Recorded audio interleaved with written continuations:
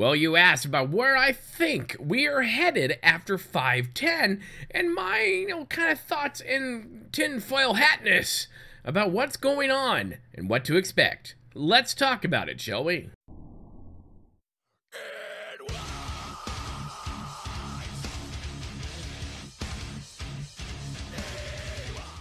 Hello my friends, Boomy here once again with another video for you, my SWTOR brothers and sisters out there in the galaxies far, far, far away. If this is your first time on the channel, make sure you hit that subscribe button for more SWTOR Bioware influencer fun and news right here.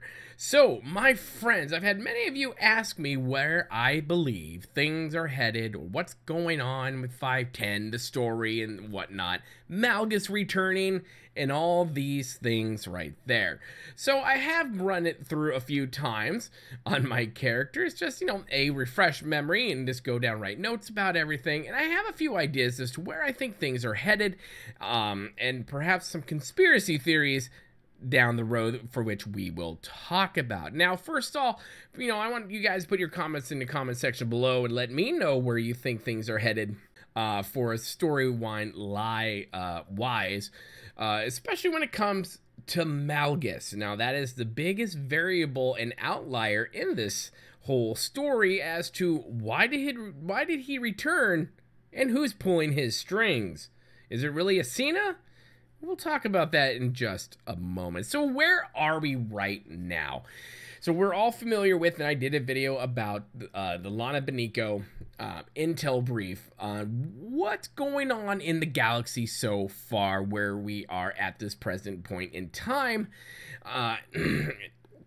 You have a splintered Jedi faction all spread out all throughout the galaxy, doing different things, different that. There is really not one giant cohesive front from the Jedi right now. And a lot of that was self-preservation to, make sure, the Jedi actually survived. Oh, no, we know they did. Luke Skywalker, Yoda, and all that jazz. But they wanted to make sure they, survived the whole reigning onslaught of the Eternal Empire. Because, a bunch of douche canoes. So there's that. So we don't have a united front from really the biggest police military arm of the Republic. Now, the Republic in itself is also weaker than the Sith Empire is. They're, it being a more politician-based thing, and with everything that's happened, they're splintered as well. And, what happens when you get a bunch of politicians together who just can't get along? Nothing happens. So, where I see the Republic in a weakened state, and I kind of see the Republic being easily taken advantage of in this position to where darker forces, as it has happened before with the prior emperor, with Vitiate back in yonder day, pulling strings and moving chess pieces to where he had the Republic where he needed them to pretty much take them over. Yeah, I mean, not everything worked out according to all his plans, but he pretty much got, he got a B on the test on that one. But yeah, they're splintered. Both things on Republic's side are not looking too terribly pretty and dandy. Their recovery from the Great War, Part 42, just is not as stellar as they would like you to be. And whereas the Sith Empire, on the other hand, if you didn't kill Acina, which I didn't, so I'm going to base off a lot of this off of Acina still being alive. And I think that works better in my theory, one might argue. If with the Sith Empire, with Acina still at its head, you have a more organized, better structured empire, where it's not like the old days where everyone's trying to backstab and kill each other, and the Sith, people are a little too hesitant to commit all their troops because they never know what Darth Duty Pants is going to do to them. Whereas now you have a more concise Dark Council. It's not as big. There's only 5 members now. And you have, well, apparently Malgus running around the place doing the bidding of Acina. Or is it Acina? Yeah, I said, I'll get back to it. I'll get back there. But there's that, and their military is far stronger in comparison to the Republic right now. Now, we don't know exactly what BioWare has in store for the story going forward, but what I have been sensing through playing the story is that it is a much darker story. There's a much more ominous tone, underlying tone, really, to the story and to where I see it's going. And I would predict that I see 6.0 being a much darker expansion, story-wise. And I know some of you I've talked to before in the past aren't, they don't really like the ominous darkness that is within SWTOR. I, for one, love it. I think it gives it a depth that we don't typically see in a Star Wars movie. That we have seen in the past. We know the dark side's there. We know that they're terrible.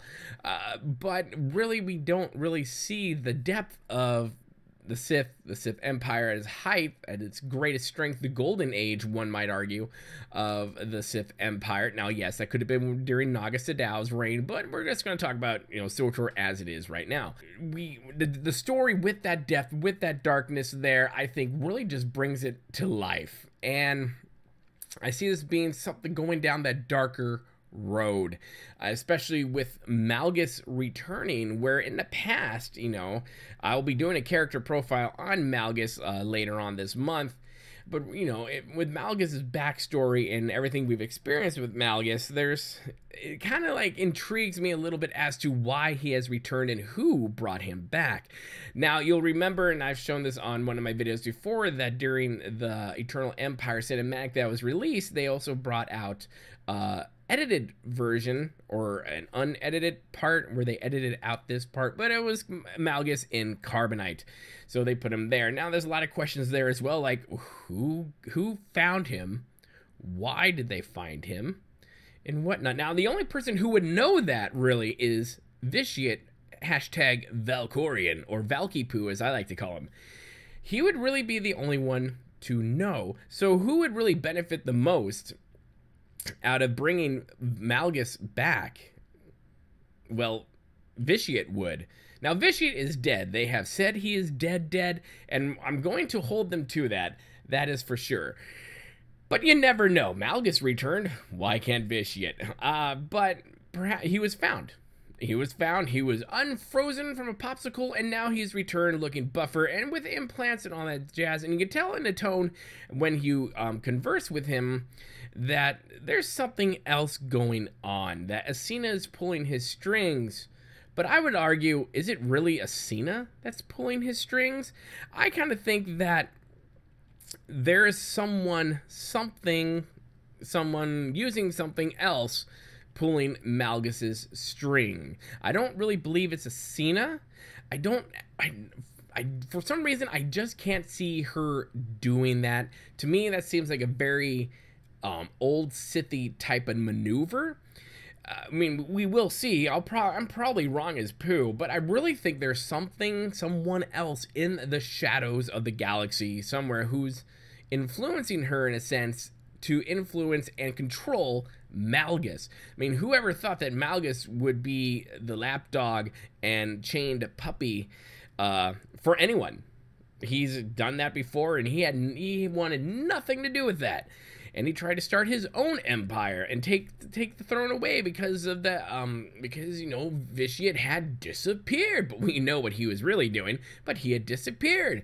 So that, to me, that raises a lot of question marks into that one. Like, Malgus, you're back, but why? Who is really controlling you?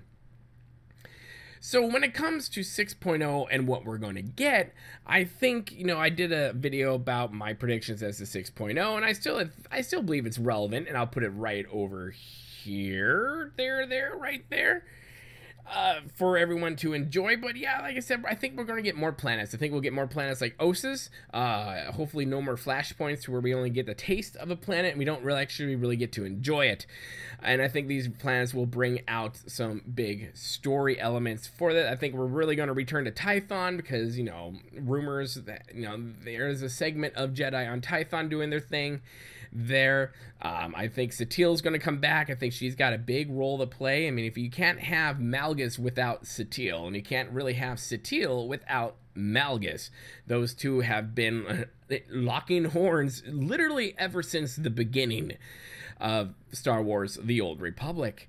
So there's that, and I'm sure I would love to hear what Satele has to say with the knowledge that Malgus has returned. Now, we only got a taste of the storyline with 510. We know the Empire and Republic are back at war together, and we know that, like I said, the Jedi are splintered, the Republic's a little weaker, the Sith Empire is a bit stronger in it, and the Alliance is the Alliance, and even though they have lost, like, their major bargaining chip, they are still a major player in the field, so that is there as well. I don't really ever see us truly returning to our factions because that just really wouldn't make sense at all from a storyline perspective. I think how they're doing it actually works, and who you get to choose to go with, you can either do a SWTOR type doohickey or just pure loyalty, go to back to your old faction, aligning with them as an ally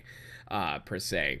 So there's that, and I think that actually dovetails pretty well. I mean, they're kind of stuck between a rock and a hard place when it came to where they were going to go with storyline, especially with bringing the Alliance in. That kind of forced them to, you know, kind of put them where they are now, but I really like where we are headed. So we have the, you know, the typical old school, what this game was founded on, the story founded on Republic versus Empire. That's like the main foundational aspect of the game and the Star Wars story in itself. Now, when the story gets a little bigger, we've untangled some things, but really Ossus is more of a puzzle than anything else, and it leaves us with more questions than actual answers, which, you know, 6.0 is going to answer a lot of those questions, but it is setting up the play, per se. It's a preface to the new book, the new expansion of what's going on, and I believe this expansion, seeing how they've written it so far, I would like to say I trust and hope that this new expansion coming, the new story that we are going down on right now, will have even more of a puzzle feature, more story to untangle, more characters, more players, different players, new players on the field, and even older players. I really enjoyed how they brought Melora back. Now, I wasn't the biggest fan of what they did with her character, however, but I'm glad they brought her back, and I really like that idea of bringing back older characters that typically were really just side quests that were like, oh wait, I remember that. So I hope that's coming, and I really think they are going to do that for this future storyline that will bring it all together. Now, when we have other things coming back, I really see Kara and Scourge making a big play in this one. Now, how it's going to end up, I don't know. I mean, they're not married, duh, we know that, but I think they're going to be playing an integral role in something. And I think one of the reasons, outside of probably some voice acting stuff within that, is that they're really holding on to them as to be big paramount pivot points for this new storyline to come. And so I'm going to believe in that, and that being the reason why it's been so long that we have seen Kira and Scourge. I mean, we got Darkside Jace and Lightside Jace back, so that's one, but they didn't really add to the story. They didn't really go like, oh, hey, this is going on, you need to know about this. More like, where have you been? I hate you, but I love you. So that was a little disappointing in that, but I really think Kira and Scourge are going to be pivotal points for the story moving forward. With that said, though, what are I've given you where I think things are going to go. It's a darker road. We will have a new expansion. When we will get that, I don't know. Probably late 2019. Hopefully not 2020, but who knows? Who knows, right? But the story is here. I find this is why I love SWTOR. This is why I think a lot of people are excited for the future of SWTOR right now, because of this story, going back to basics and adding something really intriguing into it. If you really look deep and underneath the lines of it, and, you know, especially with Malgus being back, you're just like, what's happening, why, and who? To me, that's the only question mark that keeps hitting in my mind, is who is the one pulling the strings? That's it.